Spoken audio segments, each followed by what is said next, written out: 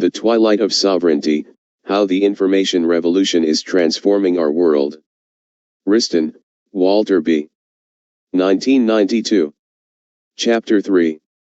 The Global Conversation. In the early years after the Russian Revolution, Leon Trotsky reportedly proposed to Stalin that a modern telephone system be built in the new Soviet state. Stalin brushed off the idea, saying, "I can imagine no greater instrument of counter-revolution in our time." Wilson P. Dysart and S. Blake Swensrud in. The Philippines has many college graduates and not always enough jobs for them. Until recently they faced a hard choice: emigrate to a place where they can profit from their skills or stay home in a relatively menial, low-paying jobs. Today they enjoy a new option. Stay at home and export the products of their minds over the electronic infrastructure of the global economy. Several U.S.-based Big Six accounting firms, for instance, now perform computer-assisted audits for American clients using customized software programs written by Filipino programmers and shipped via satellite back to the States. For some jobs the raw financial data is put online and shipped to the Philippines, where the books are audited half a world away from the company headquarters. The Philippines is not unique. Indian programmers write millions of lines of code for such companies as American Express for use in data centers. Meanwhile, construction and engineering firms are using computer-assisted designs made in Taiwan to build structures anywhere in the world. Page 41. All of this work is done by skilled labor that has no occasion to apply for an immigration visa or a green card. Geography and local conditions no longer condemn the intellectual resources of the provinces to chronic underemployment. Immigration quotas that bar physical travel have no effect on intellectual capital, since virtually the entire globe is bound together by an electronic delivery system including not only a revolutionized telecom system but a global network of satellite and broadcasting technologies, electronic markets, and VCRs through which information, news, and money move from place to place with astonishing ease and speed. This new electronic superhighway can transform the livelihood of a farmer in a small village on a faraway island nation or handle in a single day an exchange of financial assets that exceeds the gross national product, GNP, of most of the countries in the world. Telephones were only recently installed in several Sri Lanka villages. Until then, farmers had sold their produce to wholesalers for but a fraction of its market value in the capital city of Colombo. After the telephone came, the farmers always knew the prices in the city market and increased their income by 50%. Even such a simple manifestation of the power of a telecom network can change economic destinies and may start a train of political events of immense consequence. The very same network in the past few years has revolutionized the way the world's money is traded. As late as 1973 the world money market, such as it was, resembled a giant telephone bee. Groups of traders sitting around banks of black telephones would dial up other traders or brokers with their bids and offers, laboriously shopping for the best deal. No matter how industrious the traders were, they saw only a small part of the market.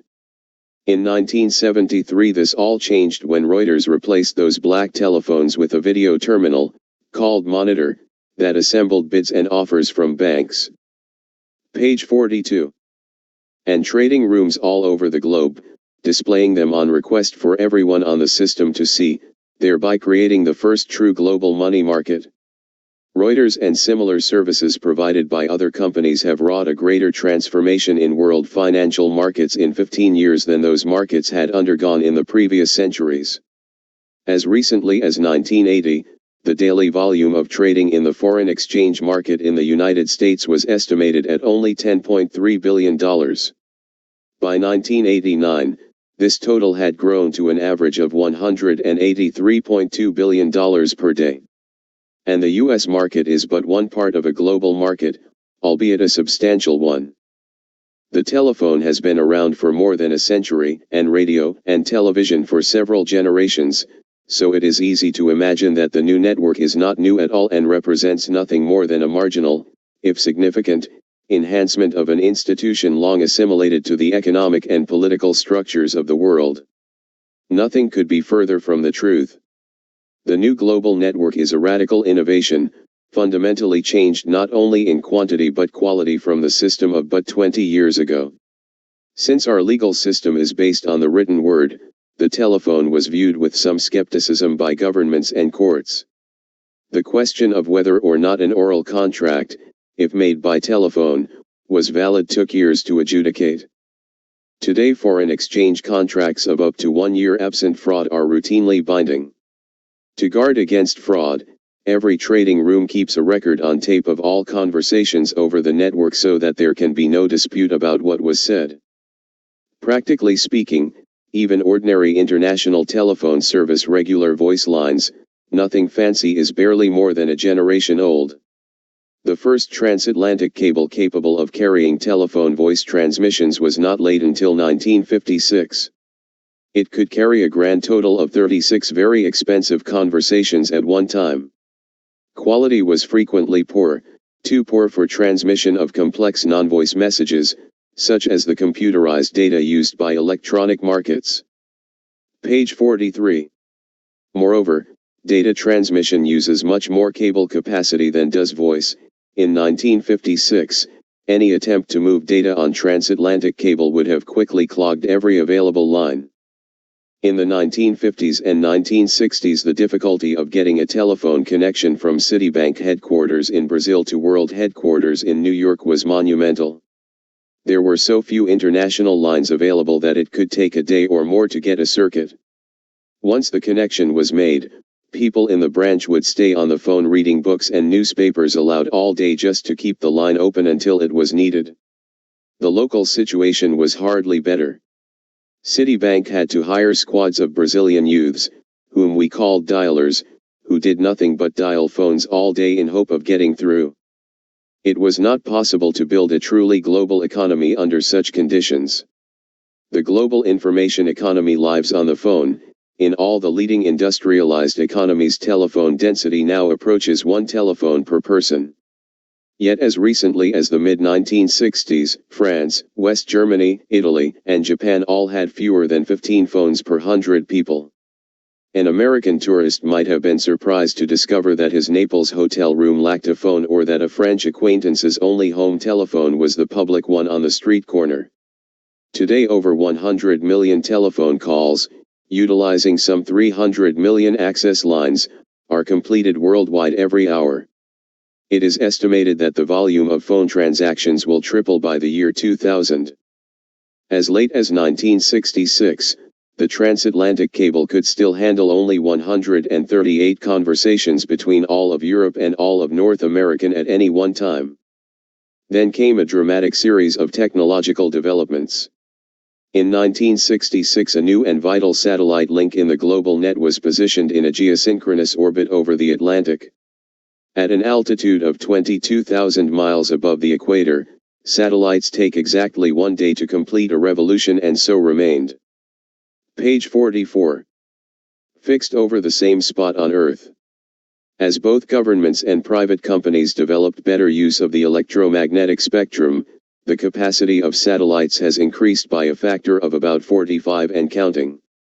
Meanwhile, back on Earth we were still practicing a 19th century concept of sovereignty expressed in a statute passed by Congress on May 27, 1921, mandating that no person shall land or operate in the United States any submarine cable directly or indirectly connecting the United States with any foreign country, unless a written license to land or operate such cable has been issued by the President of the United States. While the President contemplates the wisdom of issuing a license, his country is connected to every foreign country by myriad channels over which he has little, if any, control. In 1976, the 6th transatlantic cable was laid. Using new technologies, it could carry 4,000 conversations at once, a real breakthrough in capacity. The first fiber optic transatlantic cable, laid in 1988, could carry 40,000 conversations at once. In the early 1990s, the world will have almost 1.5 million voice-capable intercontinental circuits at its disposal. A hefty portion of those circuits travel via geosynchronous communications satellites, which in the past 20 years have become an essential part of the world communications infrastructure. Other crucial technological advances include dramatic increases in cable capacity and switching efficiency and sophistication. Fiber optic cable, which bears light impulses over glass fibers, can carry far more information than copper wires bearing streams of electrons. Electronic switches, essentially specialized computers, replace the old mechanical arrays, cutting costs, increasing capacity, and facilitating multiplex switching, the practice of sending several conversations over the same circuit simultaneously. This completely new telecom system has already made a global market in such easily digitized phenomena as money and securities, computer programs, and engineering designs. Page 45. But the combination of the new global telecom system with advances in other communications media is creating a world market not only in every other sort of economic product and service but in culture and entertainment, fashion, and even government. It has made a reality of Marshall McLuhan's global village by drawing nearly all the world into a single global conversation, one that now assesses, approves, and disapproves globally products and services, institutions and ideas, that once were evaluated primarily on local markets. Markets are voting machines, they function by taking referenda. In the New World money market, for example, currency values are now decided by a constant referendum of thousands of currency traders in hundreds of trading rooms around the globe, all connected to each other by a vast electronic network giving each trader instant access to information about any factor that might affect values. That constant referendum makes it much harder for central banks and governments to manipulate currency values. In the same way, modern communications technologies, including the vast expansion of the telecom network, VCRs, electronic databases, ever cheaper and simpler techniques for collecting and broadcasting the news, and the fax machine, are creating a global market that takes constant referenda on what in many ways is beginning to look like a global culture. While hundreds of thousands of financial specialists now have instant access to economic and financial news, hundreds of millions of people around the world are plugged into a single network, albeit with local interests and subdivisions of popular communication. All of a sudden, everyone has access to everything. CNN News is available to a huge portion of the world's population. Tens of millions of Chinese and Indians, Frenchmen, and Malays are watching Dallas and the Honeymooners, which in their way may be more subversive of sovereign authority than CNN. Page 46. The people plugged into this global conversation are voting for Madonna and Benetton, Pepsi, and Prince, but also democracy, free expression, free markets, and free movement of people and money. Indira Gandhi is said to have remarked that in the Third World a revolution could be started when a peasant glimpsed a modern refrigerator in a TV sitcom, a remark that almost perfectly sums up the power of the global culture market. This market, of billions of plugged-in culture traders, is now the most powerful social and political force in the world. It is at the heart of the breakup of communism and the unification of Europe. The fear of global culture market is one of the powerful motive behind the emergence of the Islamic republics and their desperate drive to cut their people off from modernity. Not everyone is fully plugged into the global conversation or equipped to take full advantage of it. Those who fully participate in the information economy benefit most from it. The global network is the essential infrastructure of that economy, and its use promises to make its users into a single worldwide community sharing many tastes and opinions, styles of dress, forms of government, and modes of thought. These people, on the whole, will be internationalists in their outlook and will approve and encourage the worldwide erosion of traditional sovereignty. They will feel more affinity to their fellow global conversationalists than to those of their countrymen who are not part of the global conversation. These latter will have little at stake in the global conversation and may come to hate it and those who participate in it, as they realize that in all this talk they are rarely mentioned and then only as a social problem. All technological progress has created social problems, and the information revolution moving over the global network is no exception. New skills and new insights will be required to survive and prosper, and those who do not or cannot adapt will be left behind with all the social trauma that entails. The global network is often viewed as a mixed blessing by governments. Yet it is the one path to prosperity in the global information economy. Page 47. Now that there are global markets in money, in information capital, in a steadily growing portion of the world's products and services, and even in human intellect, all utterly dependent on the New World Communications Network, no nation can hope to prosper in the future unless it is fully hooked up to the network and its citizens are free to use it. A nation can walk this path to prosperity only if its government surrenders control over the flow of information. In the world we are building today, it is almost impossible to assert sovereignty over information because information and the pathways over which it travels, including the heavens themselves, are shared in common. The sovereign can, at enormous cost, cut his nation off from some of those shared pathways by shutting down the international phone circuits or shooting anyone caught with a fax machine, a radio, or a tiny satellite dish. Even then he cannot succeed entirely. When he is finished, he will be ruler of Albania. Fax machines and computer-driven telephone switches came to China because the Chinese rulers wanted a modern economy. Within months they became an infrastructure of revolution. That revolution was brutally suppressed, but the leadership has not found and never can find a way to build an information economy in a closed society. In the West we are well used to a free market in public attention. Publishers, producers, and politicians all know that they must persuade the audience to lend its ears and eyes, which means giving the audience what it wants. This may not always be good for high culture, but the competition of ideas makes a propagandist's life difficult. Recently a young Chinese filmmaker made a documentary about the Chinese army which found its way onto cable TV. The film shows exhilarating and terrifying scenes of a tank division training in Mongolia, impressively uniformed and disciplined troops responding to the call to battle, mounting their tanks and getting a division on the roll, it seemed, in a matter of minutes. Page 48.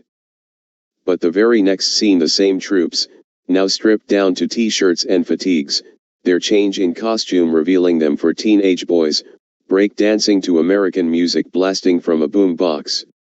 How well can patriotic indoctrination work when it faces such an open competition from competing entertainments? It has been said that the 60s generation sung America out of Vietnam. Will Chinese soldiers dance their way out of the next Tiananmen Square? Satellites have been perhaps the principal force in altering the balance of information power, tipping it away from the state and toward the individual. Until 1986, Landsat, with its 30-meter resolution, offered the only commercially available photographs from space. Then there was the launching in February 1986 of the privately owned French satellite Spot, with a 10-meter resolution. The Russians then entered the fray by offering to sell to anyone with the cash their best quality imagery with a 5-meter resolution. The U.S. government was forced to reverse its policy and permit American private companies to own high-resolution satellites. This in effect removed the de facto censorship of the photos taken by Landsat and loosened one more sovereign prerogative. It is not beyond the realm of possibility for American or other new agencies to purchase their own high-resolution satellites. Indeed, it would be a good deal less expensive than covering the Olympics. Satellite communications, combined with innovations in video recording technology, are turning the entire world into a local news beat. Until the mid-1970s no one had ever heard of minicams, the relatively inexpensive portable video cameras that record sound and picture on a tape cassette. Minicams can and do go anywhere and have eliminated cumbersome cables, thousands of pounds of equipment, and the time needed to process film and transfer it to tape. Equally important has been the advent of the mobile satellite hookup, by which a portable camera, linked by but one cable to a mobile video truck, can send sound and picture first to a local TV station and from thence to a satellite and around the world. Page 49. These two technologies have dramatically speeded and expanded television reportage. In the 1970s fewer than half of all television news stories were shown on the day they happened. Today, except for in-depth magazine features, nearly all news is broadcast the day it is taped. In the early 1970s it cost $4,000 to get a line to send television material from Seattle to New York. Today, by satellite, it costs about a tenth as much.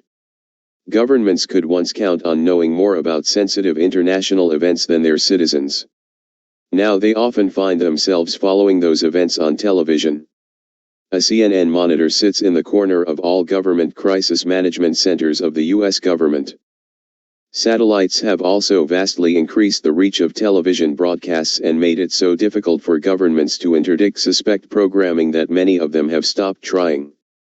CNN is now carried to one-third of the Earth's surface by Soviet-built and controlled satellite. It was available, relatively freely, in the Soviet bloc even before the revolutions of 1989. In fact, incoming Western broadcasts reassured the dissidents in Eastern Europe that the world was following their struggles and helped them focus and amplify their message.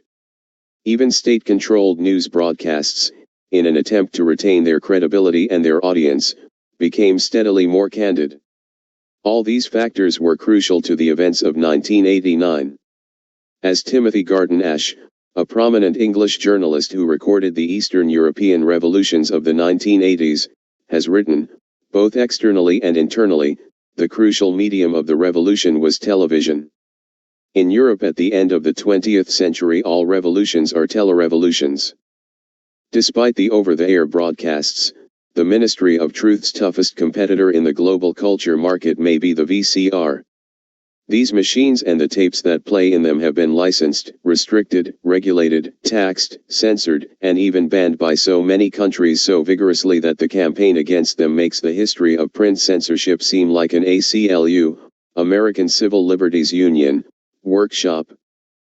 Page 50. Nevertheless, in almost every country in the world, including the Soviet Union and the Islamic republics, people have easy access to machines and tapes and can watch almost whatever they choose. Vigorous competition from VCRs is clearly weakening state control of broadcast television. Western movies or TV series get better audience share than endless speeches from the leader or hygienic dramas. In the early 1980s, East Germany began to show Western films so as to compete with both VCRs and West German TV. In Tanzania, which has long suffered under a particularly draconian form of socialism administered by Julius Nyerere, television was banned altogether for years, though people did tune into foreign broadcasts on illegal sets. When VCRs came on the scene, illegally, they proved too popular for the government to control. Within a few years the government relented, lifting the ban on VCRs and permitting people to receive foreign broadcasts on their TVs. These machines can also have more direct and explosive political effects. Within days of the 1983 murder of Benigno Aquino, the long outlawed and exiled political rival of Ferdinand Marcos, the Philippines were flooded with smuggled videotapes of the assassination at Manila International Airport. At least one of the original tapes was smuggled in camouflaged as a pornographic film. Philippine TV and press coverage of the assassination had omitted video footage implicating Filipino security forces in the murder. The smuggled tapes carried that footage as well as investigative reportage from news organizations around the world linking the Marcos government to the murder. The tapes did much to arouse the Filipino middle class, until then fairly complacent, against the Marcos regime, demonstrating that apparent control of the nation's broadcast system no longer protects governments from the power of the video image. Once a nation is linked to the network, it is very difficult for its rulers to control how the network is used. Stories of electronic surveillance in the now dismantled Soviet bloc are common enough. But in reality the Soviet government suppressed the flow of information not by tapping everyone's phones but by keeping most people from having them. The Soviet phone system is dismal. Even in the cities only 23% of Soviet homes had telephones in 1985, in rural areas the figure was 7%. Even many state-operated facilities such as collective farms and rural hospitals had not a single phone. It can take hours or days to make a domestic long-distance call, international circuits are scarce, expensive, and restricted, with only 50 lines to the United States as late as 1987. There is no greater proof of the tremendous economic importance of plugging into the global network and of building an adequate version thereof at home than the risks the Russians now seem willing to take to rectify the situation, thereby surrendering what has been a linchpin of Soviet power for 3 generations. According to official figures, Russian telecom expenditures are increasing by double-digit percentages. The government has established a goal of having 90 million phones, or 1 for every 3 people in the nation, by the end of this century.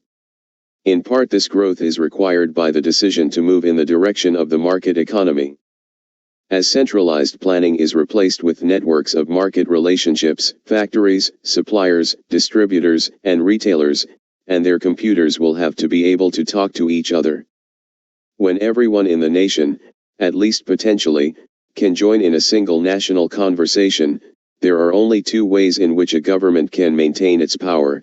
It can allow its policies to be guided by that national conversation and so keep the confidence not only of the people but also of the bureaucrats and the army.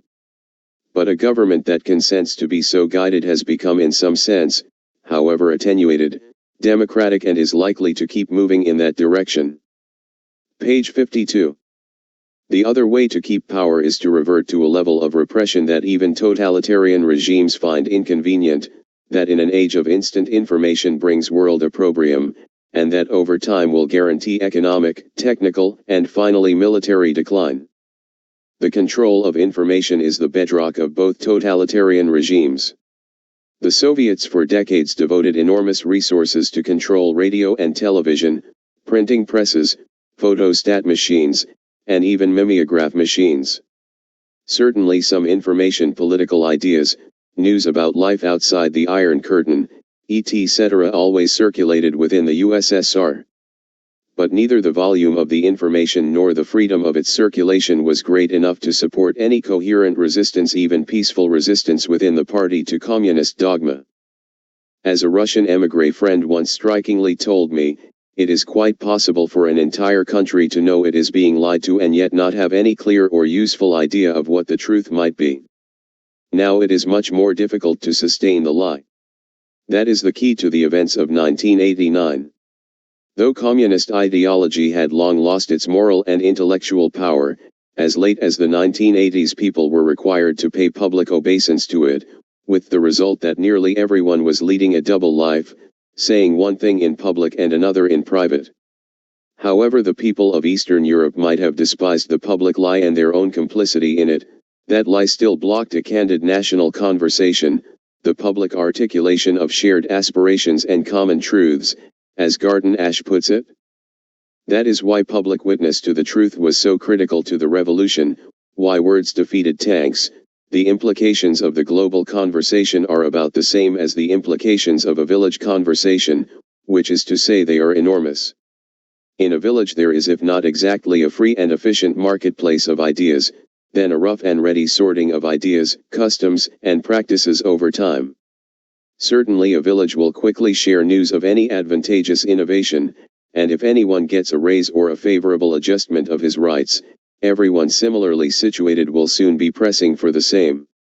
And why not?